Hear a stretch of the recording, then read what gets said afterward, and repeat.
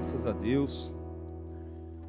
Nós vamos refletir nesse momento na palavra de Deus, no evangelho que fala a respeito desse amor que nós acabamos de cantar. Eu queria convidar você, no nome de Jesus, a abrir a sua Bíblia na carta que Paulo escreveu a Filemon.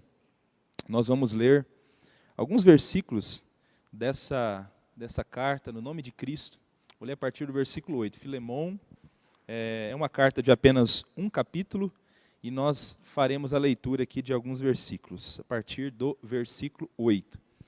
Primeiro, antes até de efetuar a leitura, já foi dito aqui, no início desse culto, dessa celebração pelo pastor Alain, hoje se comemorou o Dia das Mães, então a gente aproveita esse momento inicial também para felicitar todas as mães que estão acompanhando essa transmissão. Que Deus possa continuar guardando a sua vida nessa missão linda e extraordinária que Deus deu a cada uma de vocês. Então, feliz Dia das Mães para todas as mães. Não sei se a minha mãe está me assistindo agora também, mas se estiver, que Deus possa te abençoar também, mãe, que você tenha um restante de Dia das Mães abençoado para a honra e para a glória do Senhor Jesus. Bom, vamos para o texto de Filemon. Eu vou ler então a partir do versículo 8. Diz assim a palavra de Deus: Pois bem, ainda que eu sinta plena liberdade em Cristo para te ordenar o que convém, prefiro todavia solicitar em nome do amor, sendo que sou Paulo o velho e agora até prisioneiro de Cristo Jesus. Sim, solicito-te em favor de meu filho Onésimo, que gerei entre algemas. Ele antes te foi inútil, atualmente, porém, é útil a ti e a mim. Vamos orar, pedir a bênção de Deus para esse tempo de reflexão? Ore comigo no nome de Cristo. Senhor, nós glorificamos a Ti por essa oportunidade, Deus, que temos mais uma vez de nos reunirmos em torno do texto sagrado. A Tua palavra está aberta diante de nós, e nós reunidos, mesmo que nesse ambiente virtual, estamos com a nossa atenção agora fixada nela. Nós acreditamos, o Senhor é um Deus que fala por meio da Escritura, o Senhor é um Deus que fala por meio da palavra, e o nosso pedido para o Senhor nesse momento é que o Senhor ministre ao nosso coração. Fala ao nosso coração, Deus, por meio da Tua palavra, e por meio dela nos traz ensinamento, por meio dela nos traz edificação, por meio dela nos traz consolo. É o que nós pedimos para Ti nessa hora, em nome de Jesus Cristo, o nosso Senhor e o nosso Salvador. Amém. Amém. Bom, como já foi dito, nós vamos refletir hoje alguns instantes sobre esse tema, o Evangelho que transforma. E a base é a carta que Paulo escreveu para Filemon. Se tem uma coisa que fica clara nessa carta, é o poder transformador do Evangelho do Senhor Jesus Cristo. Essa carta tem uma história de transformação por meio do Evangelho, e transformação em vários sentidos. Paulo, de fato, inspirado pelo Espírito, acertou quando escreveu que o Evangelho é poder de Deus para a salvação ou para a libertação. De fato, o Evangelho transforma a vida, a história, a biografia de pessoas, e nós vamos dar uma olhada hoje nessa carta que Paulo escreveu para Filemon, para evidenciarmos isso uma vez mais e sermos edificados pelo Senhor por meio da sua palavra. Antes de mais nada, antes de pensar em algumas lições relacionadas a essa carta, a carta que Paulo escreveu para Filemon, eu queria pensar junto com vocês um pouco a respeito do que antecedeu essa carta, de toda a história, antes de Paulo, de fato, pegar um pincel para escrever essa carta e para produzir essa carta que nós temos em mãos. Eu não esqueço de um dia que uma adolescente da igreja me procurou para me fazer a seguinte pergunta. Ela estava fazendo a leitura anual da Bíblia e ela passou por Filemon. E depois de ler Filemon, ela me procurou e me disse: pastor, eu não consegui entender por que Deus colocou uma carta como aquela carta a Filemon na Bíblia. É um uma espécie de bilhete que Paulo escreveu pedindo um favor para aquele rapaz chamado Filemão. Qual a razão de uma carta como essa estar na Bíblia Sagrada?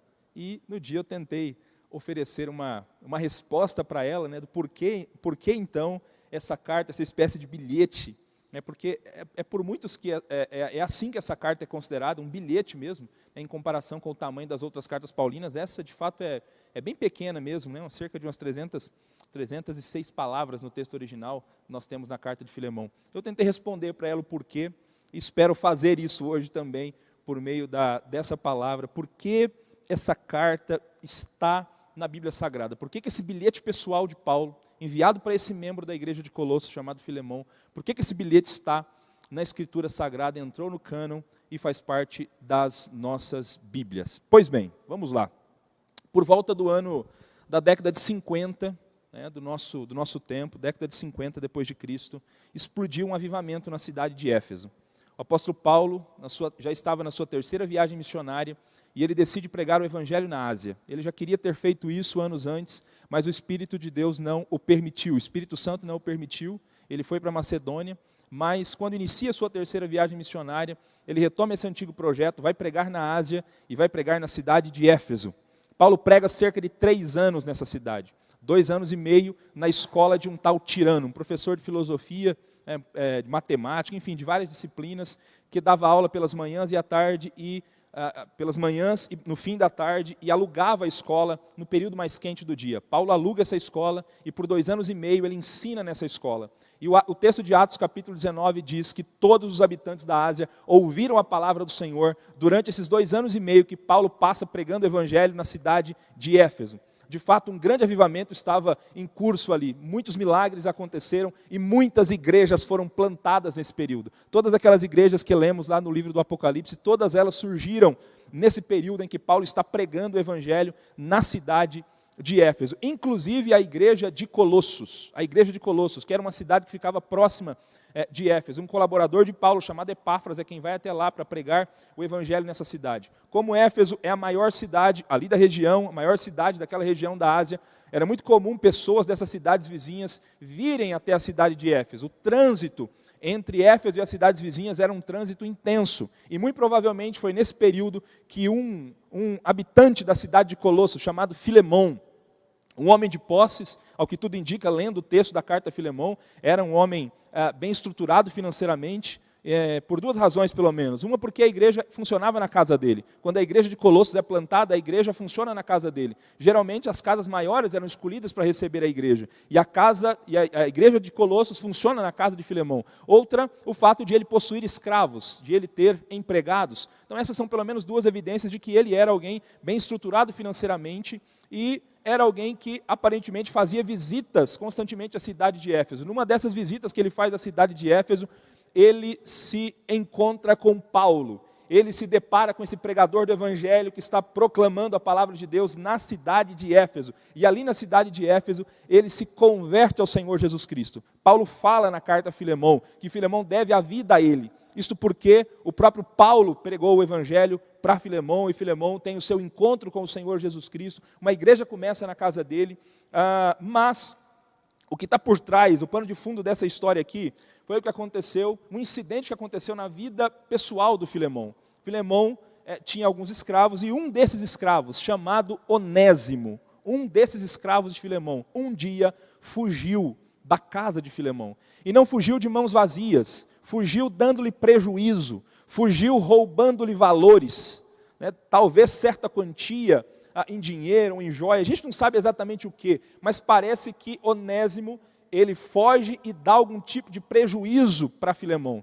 Quando esse escravo foge, ele procura se refugiar na capital do império da época. Ele consegue chegar até a cidade de Roma, uma coisa assim, bem curiosa, porque de Colossos até Roma eram meses na estrada, eram meses para chegar até Roma, mas ele decide ir fugir para lá. Aliás, era o melhor lugar para quem estava fugindo mesmo, o melhor lugar era a capital do império, era Roma, porque Roma era uma cidade enorme, então esconder-se no meio das massas da grande cidade era o que mais alguém que estava fugindo, né, na condição do Onésimo poderia desejar. Ele vai até Roma, ele consegue chegar até Roma, E aí vem o fato mais curioso e extraordinário dessa história. Por alguma razão que nós não sabemos. Alguns diriam coincidência, mas talvez seja uma cristocidência, ou uma providência de Deus mesmo. Onésimo, enquanto estava em Roma, enquanto residia em Roma, tendo fugido de Filemão, ele chega até a uma casa onde Paulo estava preso. Paulo, nessa época, estava preso na cidade de Roma. Ele ficou 2 anos preso, ministrando numa casa alugada. Por alguma razão que nós não sabemos como, a gente não sabe a maneira que isso aconteceu. Mas o Onésimo chegou nessa casa. Ele chegou até a casa onde Paulo pregava o evangelho. Paulo não podia sair para todos os lugares, Paulo ficava preso o tempo inteiro, um soldado nessa casa, ele estava em isolamento social, ele não podia transitar na cidade de Roma, mas as pessoas iam e vinham até essa casa onde Paulo estava. E Onésimo encontrou o caminho dessa casa. E ali nessa casa, Paulo pregou o evangelho e Onésimo se rendeu ao Senhor Jesus Cristo. Onésimo se transformou num colaborador do apóstolo Paulo. Paulo chama Onésimo do filho que ele gerou em suas prisões, porque enquanto Paulo está preso, o evangelho está sendo pregado, e Onésimo se rende ao Senhor Jesus Cristo, tem a sua vida transformada por Jesus e começa a proclamar o evangelho. O problema é que Onésimo é um escravo fugitivo, e o segundo problema é que esse escravo fugitivo é o escravo fugitivo de um outro irmão da igreja, de Colossos, é um escravo fugitivo de Filemão. Paulo sabe que não pode ter ou guardar o Onésimo com ele ali muito tempo. Uma que as leis da escravidão da época eram duríssimas, duríssimas. Um escravo ele era uma propriedade do seu senhor, do seu patrão. Um escravo valia menos do que uma enxada, um escravo valia menos do que um martelo, do que qualquer ferramenta. E o dono do escravo poderia fazer o que quisesse com ele, especialmente escravos fugitivos. As leis eram duríssimas. O proprietário do escravo poderia mandar matá-lo sem dar satisfação para ninguém, um escravo fujão. Inclusive mandar matá-lo crucificado, a pior das mortes. Então, uma outra lei, né, da época dizia que se alguém abrigasse um escravo fugitivo, essa pessoa era obrigada a indenizar o dono do escravo por todo esse tempo em que ele abrigou o escravo fugitivo. É óbvio que Paulo, quando Onésimo se converte e Paulo decide enviar Onésimo de volta para Filemão, eu penso que Paulo não está pensando apenas nessa questão monetária.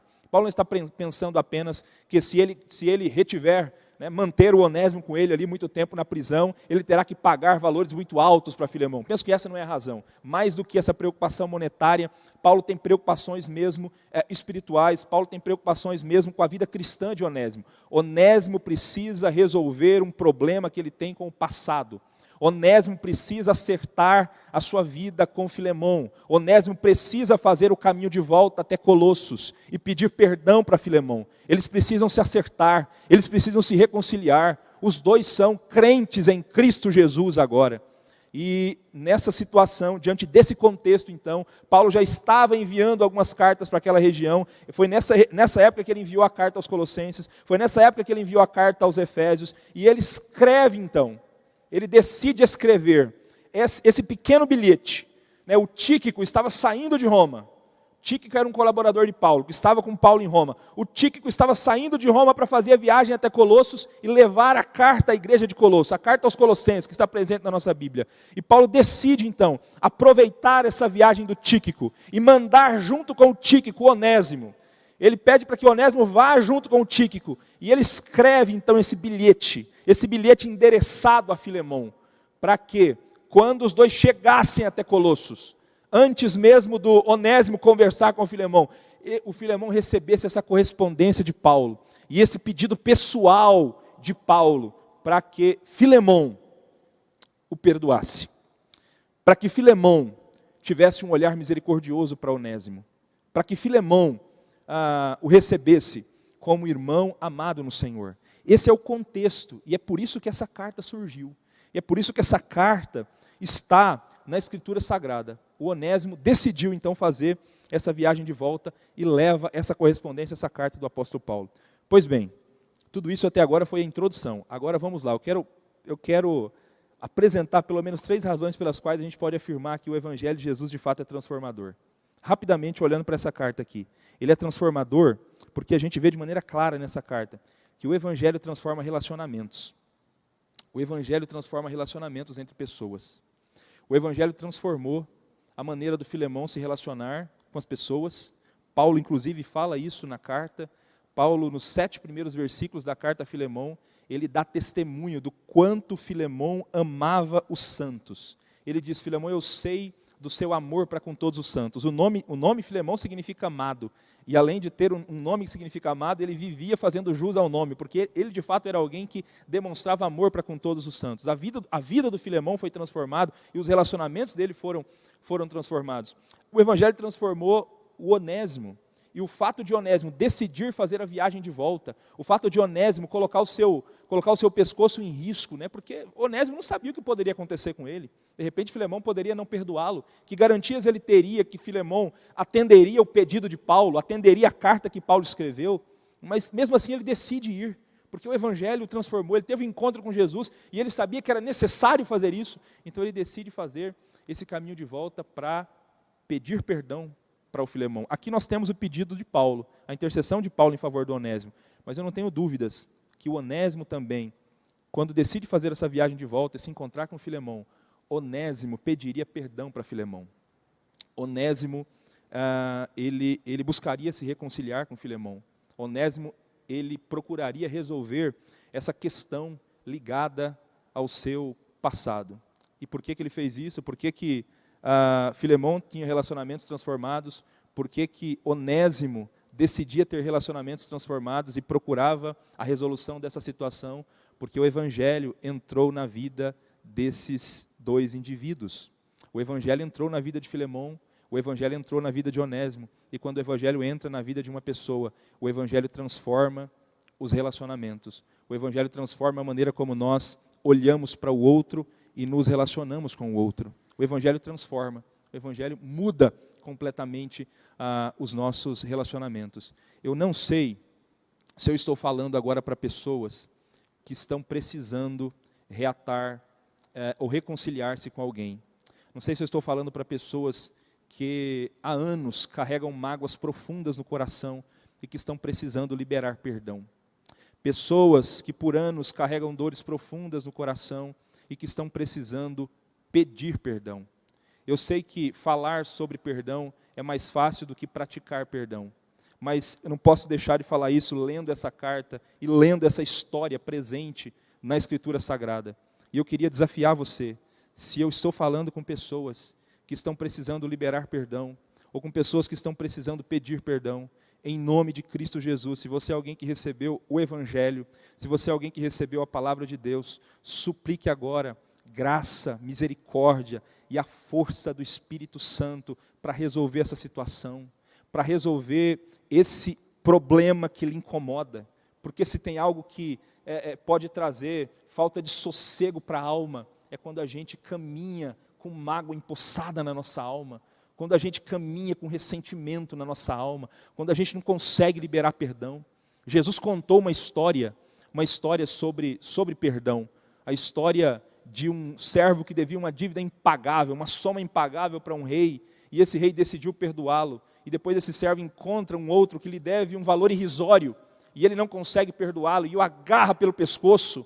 Eu sempre fico imaginando essa cena, desse servo pegando esse outro pelo pescoço e dizendo, paga o que me deve, paga o que me deve. Porque a tensão presente nessa cena. Porque não é só esse que está com o pescoço sendo sufocado que sofre. Não é só esse que não recebe o perdão que sofre. Esse que não consegue perdoar. Esse também que está sufocando, esse sofre. Pensa em quanta tensão envolve você não conseguir perdoar e você agarrar esse outro pelo pescoço. Tem muita gente que está sofrendo essa tensão, porque não consegue liberar perdão, porque não consegue pedir perdão. Então, em nome de Cristo Jesus, o Evangelho pode te ajudar a resolver essa situação. O Evangelho pode te ajudar a se reconciliar, o Evangelho pode lhe ajudar a ter um novo momento, uma nova história, porque o Evangelho transforma relacionamentos. O Evangelho é poderoso para transformar relacionamentos. O Evangelho transformou os relacionamentos de Filemão, e o Evangelho transformou os relacionamentos de Onésimo. O Evangelho transforma relacionamentos. Além disso, essa carta ensina para a gente também que o Evangelho de Jesus, ele transforma algumas barreiras sociais segregadoras. O evangelho transforma e muda a maneira de a gente olhar para o outro também e derruba algumas barreiras segregadoras da sociedade. Eu queria chamar a sua atenção para o que Paulo pede para Filemão, no versículo 15 e 16 dessa carta. Paulo escreve o seguinte: pois acredito que ele veio a ser afastado de ti temporariamente, a fim de que o recebas para sempre, não como escravo, antes, muito acima de escravo, como irmão caríssimo, especialmente de mim e com maior razão de ti, quer na carne, quer no Senhor. Se, portanto, me consideras companheiro, recebe-o como se fosse a mim mesmo. Veja que é um apelo apaixonado, um apelo extraordinário, esse apelo que Paulo faz para que Filemão perdoe o Onésimo. E chama atenção nesse texto aqui o pedido que Paulo faz a Filemão. Onésimo continuaria sendo um escravo de Filemão. Pelas leis, Onésimo continua pertencendo a Filemão. Onésimo precisa continuar servindo Filemão. Mas Paulo pede para que Filemão o receba e o trate de uma maneira diferente. Paulo diz assim para Filemão: eu não quero que você o receba mais como escravo, mas como irmão amado no Senhor. Você vai recebê-lo como um irmão muito amado no Senhor, porque agora os dois fazem parte da família da fé. Os dois fazem parte dessa mesma comunidade chamada igreja. E na família da fé, esses dois, diante de Deus, eles foram alinhados. Esses dois, diante de Deus, eles possuem o mesmo valor. E Paulo pede para o Filemão: recebe o Onésimo, Filemão, não como escravo. Eu quero que você o receba de volta, mas você vai recebê-lo como irmão. Ele é um irmão muito amado no Senhor. Ele é um irmão muito amado no Senhor. Muita gente às vezes questiona, né, pastor, mas por que no primeiro século nenhum apóstolo levantou uma voz muito certeira contra a escravidão? Porque a gente tem, olhando as cartas presentes no Novo Testamento, é possível perceber que nós tínhamos muitos cristãos escravos e muitos cristãos senhores de escravos. E a gente não tem uma luta, né, um movimento, né, entre os apóstolos, entre a liderança da igreja, um movimento contra a escravidão. De fato, um movimento como esse seria bem complicado para o primeiro século. Talvez os cristãos seriam duramente perseguidos se de repente levantassem bandeiras como essa, porque a escravidão era extremamente comum, né, no primeiro século. E, diga-se de passagem também, a escravidão no primeiro século não era muito parecida com aquilo que a gente tem no nosso imaginário a respeito de escravidão.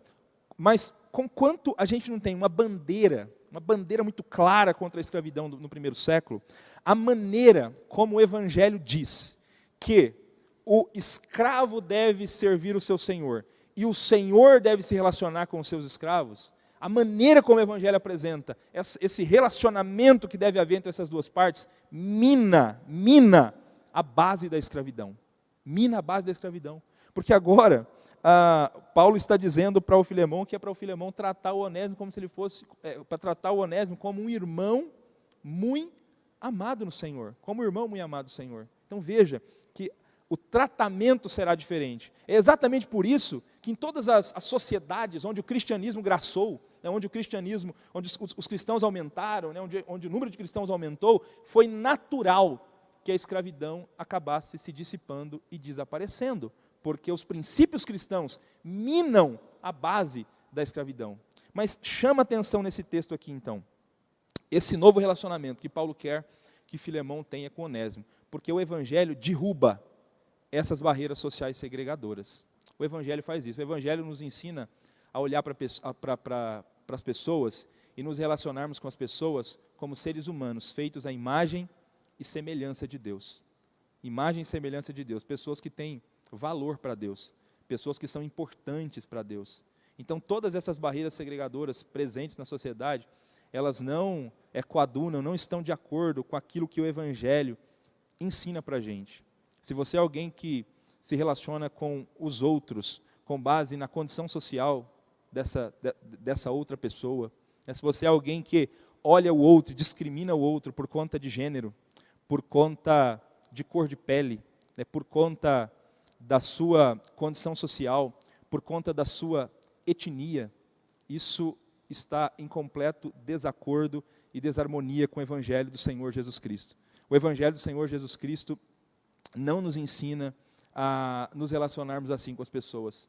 Esse texto de Paulo, esse pedido de Paulo para Filemão, é muito claro em mostrar e ensinar para a gente que o Evangelho de Jesus derruba barreiras sociais segregadoras. Nos relacionemos com as pessoas e enxerguemos o outro como um ser humano, criado à imagem e semelhança de Deus. Alguém que precisa ser amado, respeitado e valorizado por ser humano, criado à imagem e semelhança de Deus. Aqui Paulo está fazendo um pedido porque os dois fazem parte da família da fé.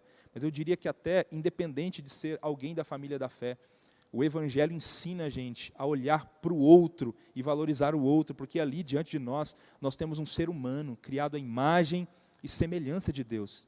Eu penso que a gente é desafiado a pensar nessas questões lendo uma carta como essa, lendo a carta de Paulo a Filemão. Então o Evangelho, ele é transformador, ele é poderoso, porque ele também derruba essas barreiras. Em último lugar, além de transformar relações, além de derrubar essas barreiras, o Evangelho é transformador, porque o Evangelho, ele muda a história de indivíduos. O Evangelho é poderoso para reescrever biografias, E isso fica muito claro lendo essa história. Veja como começou a história de Onésimo. Quem era o Onésimo? O Onésimo começa a história como um escravo fugitivo. Como escravo fugitivo, ele foi alguém que roubou Filemão, fugiu de Filemão, correu para longe de Filemão. Esse é o Onésimo, alguém que procurou se esconder no meio das massas da cidade de Roma, até ser encontrado pelo Evangelho de Jesus Cristo, e até ter a sua vida transformada por Jesus Cristo, e de escravo fugitivo, de alguém que havia defraudado o outro, ele tem o seu coração transformado, ele é regenerado, justificado, ele é salvo pelo Senhor Jesus Cristo, e tem a sua vida transformada, a sua biografia transformada, se transforma em um colaborador, em um pregador do Evangelho de Jesus Cristo. Ele tem a vida dele transformada. A vida de Onésimo sofre uma guinada, olhando a história, a vida dele sofre uma guinada. E talvez, uma pergunta que muita gente faça quando lê uma carta como essa é assim: ok, pastor, beleza. Paulo pediu para o Filemão perdoar o Onésimo, mas que garantia temos de que ele perdoou? Como que a gente sabe que Filemão perdoou o Onésimo? Como que a gente sabe qual é o final dessa história? Porque a Bíblia não conta o final dessa história. Nós temos apenas o bilhete de Paulo pedindo: Filemão, perdoe. Mas e aí, Filemão perdoou? Qual foi o desfecho da história? Como a história continuou? Eu penso que Filemão perdoou Onésimo por pelo menos duas razões. Primeiro, a carta estar presente na Bíblia Sagrada. Essa é uma das razões porque a carta está na Bíblia Sagrada. Por que as igrejas resolveram preservar esse bilhete? Porque uma das regras para um livro entrar no cânon, quando o cânon do Novo Testamento foi concluído, era o livro ser conhecido por todas as igrejas. O livro tinha que circular em todas as igrejas. E Filemão passou no teste. Filemão era uma carta que havia circulado em todas as igrejas. E por que circulou em todas as igrejas? Porque é uma história altamente inspiradora. A história de transformação de um indivíduo. E as igrejas souberam dessa história de transformação. E souberam do desfecho feliz dessa história. E as igrejas decidiram preservar essa carta. O fato da carta estar na Bíblia é um indicativo de que a história teve um final feliz e de que Filemão realmente perdoou Onésimo. Além disso, uma segunda razão, perto do final do primeiro século, o bispo Inácio, ele escreveu uma carta para um bispo da cidade de Éfeso. Sabe como que era o nome do bispo? O nome do bispo de uma das igrejas da cidade de Éfeso, o nome do bispo era Onésimo. Inácio escreve a carta para um bispo chamado Onésimo. E existe uma probabilidade muito grande de que esse bispo chamado Onésimo seja o Onésimo presente na carta de Paulo a Filemão, que, transformado pelo Evangelho, se transformou um bispo, inclusive deixou de servir como escravo, e se torna bispo de uma das igrejas ali da Ásia Menor.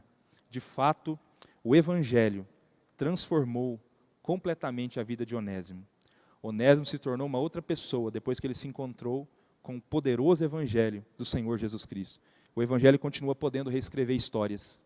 O Evangelho continua podendo reescrever biografias, independente da situação em que a pessoa esteja. O Evangelho pode dar novo rumo para a vida das pessoas. Eu não sei se você conhece alguém que tem vivido um tipo de vida que você chegou até a pensar, não, aquela pessoa não tem jeito, aquela pessoa não pode ser transformada. O Evangelho pode transformar. O Evangelho pode reescrever histórias. Talvez você esteja pensando, pastor, mas é porque o senhor não sabe o que eu estou passando. O senhor não sabe como é a minha vida. O senhor não sabe como o que eu tenho feito, o que eu tenho praticado. O Evangelho pode transformar.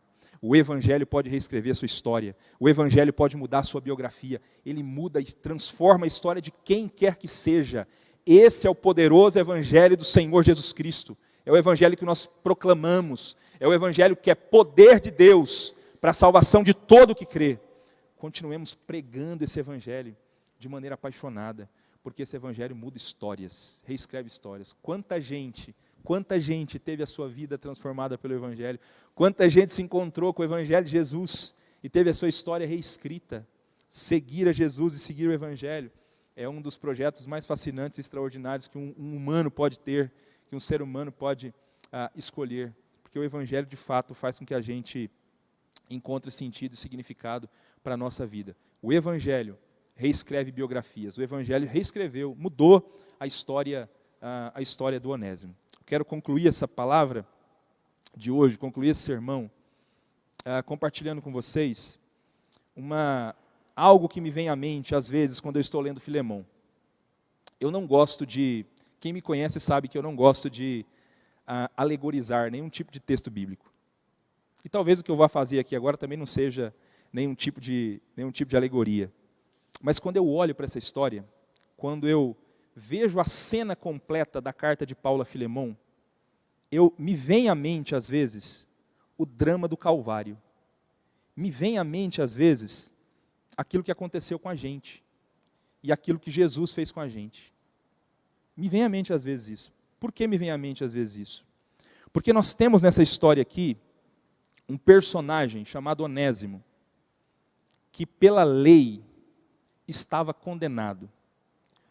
O que Onésimo merecia, de acordo com as leis romanas da escravidão da época? De acordo com as leis, ele merecia morrer. Era esse o destino que deveria ser aplicado a ele. Ele merecia a morte. Ele merecia o castigo em razão do que fez. Mas aí, aconteceu algo na vida de Onésimo. O Evangelho o encontrou. Cristo o encontrou. E por pura graça, ele foi transformado. E virou, inclusive, um pregador do Evangelho. E Paulo chegou a escrever, quando ele mandou para Filemão a carta. Ele disse assim para Filemão, olha, versículo 18, se ele te fez alguma coisa, se ele te deve alguma coisa, joga na minha conta, porque eu pagarei. Eu vou pagar tudo o que ele te deve. Eu me lembro do drama do Calvário, porque foi exatamente isso que aconteceu com a gente. Por conta dos nossos pecados, por conta do que somos, por conta das nossas obras, nós merecíamos a morte. Era exatamente isso que nós merecíamos morrer. Nós merecíamos a ira de Deus. Nós caminhávamos a passos largos para o inferno. Mas um dia, por conta da cruz, o Senhor Jesus nos transformou e pagou a nossa conta, e pagou a nossa dívida, e reescreveu a nossa história. Eu me lembro do drama do Calvário, quando eu olho a cena completa da carta de Paulo a Filemão, e sou desafiado a louvar a Deus por isso, e queria desafiar você também nessa noite, para a gente orar a Deus diante dessa palavra. Eu queria desafiar você a glorificar a Deus e agradecer a Deus, porque se um dia o Evangelho te alcançou, isso aconteceu por pura graça e por pura misericórdia de Deus. Nós merecíamos a morte, nós estávamos condenados por causa do pecado, mas em razão do que Jesus fez por nós, em razão da cruz, os nossos débitos foram pagos, foram cancelados e nós experimentamos transformação na nossa vida. Queria convidar você nesse momento a orar. Queria desafiar você a orar comigo, a fazer um tempo de oração comigo nesse momento, diante dessa palavra, diante desse texto. Além de louvar a Deus pela bênção da salvação, eu disse aqui que o Evangelho transforma relacionamentos. E eu mencionei aqui o fato de poder estar falando para pessoas que precisam perdoar ou que precisam pedir perdão. E se é o caso de alguém, eu quero aproveitar essa oração para desafiar você a colocar essa situação diante de Deus, para que o Senhor lhe ajude a encontrar caminhos para resolver essa situação. Em nome do Senhor Jesus, queria orar junto com você também nesse sentido. Feche seus olhos aí onde você está. Vamos orar a Deus. Senhor, eu glorifico o Teu nome, Pai. Glorifico o Teu nome em razão do que Jesus fez por nós. Eu glorifico o Teu nome, Deus, em razão da cruz, em razão da redenção que há em Jesus. Um dia nós somos alcançados por esse Evangelho que nós estamos pregando aqui, Senhor. Um dia esse Evangelho nos alcançou e também mudou a nossa história e a nossa biografia. Assim como aconteceu com Onésimo, assim como a vida de Onésimo sofreu uma guinada, uma transformação, isso aconteceu com a gente também, Deus. A nossa vida também foi transformada por Ti um dia. E aconteceu por pura graça e misericórdia, Deus. Assim como Onésimo não merecia, nós também não merecíamos, Deus. E nós Te louvamos por isso, porque o Teu Evangelho é poderoso para reescrever histórias. O Teu Evangelho é poderoso para reescrever biografias. O Teu Evangelho é poderoso para transformar a vida de quem quer que seja, Deus. O Teu Evangelho é poderoso. E todos esses que são transformados por Ele, precisam Te louvar e Te agradecer constantemente, porque toda a transformação que o Evangelho faz é por graça e por misericórdia, Pai, por graça e por misericórdia. Não sei se enquanto a gente falava dessa mensagem, Deus, alguém que ainda não experimentou essa transformação nos ouvia do outro lado. Senhor, eu suplico para Ti, se é o caso, eu peço para o Senhor, Deus, transforma esse coração desse Teu filho, dessa Tua filha que está nos ouvindo agora, Pai. Em nome de Jesus Cristo, mesmo que ele pense que a vida dele não tem jeito, para o Teu Evangelho tem jeito, Senhor. O Teu Evangelho pode reescrever a história dele, Senhor. O Teu Evangelho pode dar novo rumo para a vida dele, Senhor. Em nome de Jesus eu Te peço também, Deus, para que os Teus servos e servas que ouviram essa palavra se sintam desafiados também, nesta semana, a compartilhar esse Evangelho com aquelas pessoas do seu círculo de amizade, que estão precisando de uma transformação e de um novo rumo para as suas vidas. O Evangelho pode trazer esperança para o coração daqueles que estão desnorteados. Pai, no nome de Cristo, ajuda esse Teu filho e filha, Pai. E por fim, meu Deus, não dá para a gente não orar por isso, Deus. A carta de Paulo a Filemão é uma carta que tem como pano de fundo alguém que faz uma longa viagem para pedir perdão. Alguém que errou, que pisou na bola, mas que decidiu voltar e que decidiu fazer uma viagem de volta para se reconciliar com aquele a quem havia causado dano. Meu Pai, eu não sei se existem pessoas me ouvindo agora, Deus, que estão com o coração amargurado, que estão guardando mágoas e ressentimentos há anos em relação a alguém. E eu quero pedir para Ti nessa hora, Deus, ajuda esse Teu filho e filha, Pai, a resolver essa situação. Espírito Santo que vive nessa pessoa, Espírito Santo que habita nessa pessoa, Espírito Santo, toca nesse coração e nessa vida agora, Espírito Santo. E ajuda esse Teu filho, essa Tua filha, Espírito Santo, a reatar, a pedir perdão, a resolver essa situação. Em nome de Cristo, Deus, em nome de Cristo nós suplicamos isso, Senhor, em nome de Cristo, porque é só com a Sua ajuda, Deus, que a gente pode fazer isso. Para a glória do Teu nome nós oramos, Deus. O Teu Evangelho transforma relacionamentos, Pai. O Teu Evangelho derruba barreiras segregadoras, Senhor. O Teu Evangelho reescreve biografias, Deus. E nós Te louvamos pelo Teu Evangelho, Pai, no nome de Cristo. Amém.